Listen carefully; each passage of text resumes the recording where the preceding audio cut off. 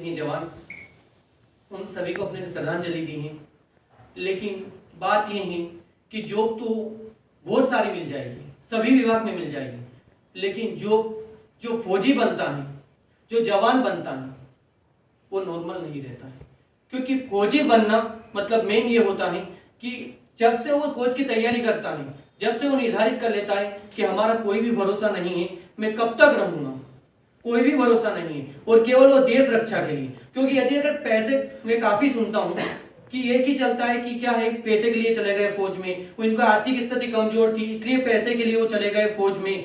गरीब जो किसान रहते हैं उनके बच्चे फौज में जाते हैं, बड़े के बच्चे कहाँ फौज में जाते हैं। लेकिन मैं आपको ये बताना चाहूंगा, और आपको शायद पता होगा क्योंकि मेरे से आप सभी लगभग बड़े भी हैं, कुछ मेरे छोटे भाई भी हैं। लेकिन ये होता है कि फौज में पैसा नहीं होता है। पैसा तो नॉर्मल होता है, जितना पैसा दैनिक जीवन चलाने के लिए होता है केवल इतना ही पैसा होता है।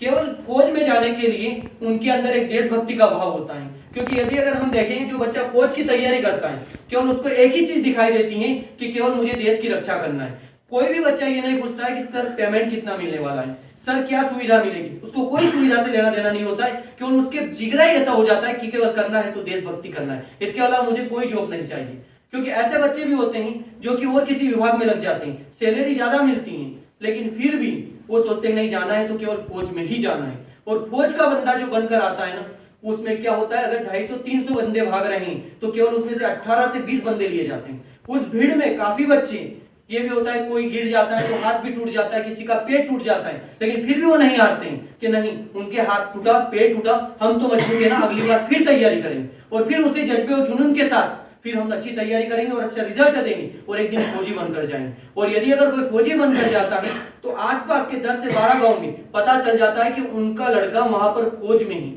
वो फौजी ही। और यदि अगर और किसी जॉब में रहता है तो इतना याद नहीं रहता है कि बच्चा कमा रहा होगा, पैसा कमा रहा होगा।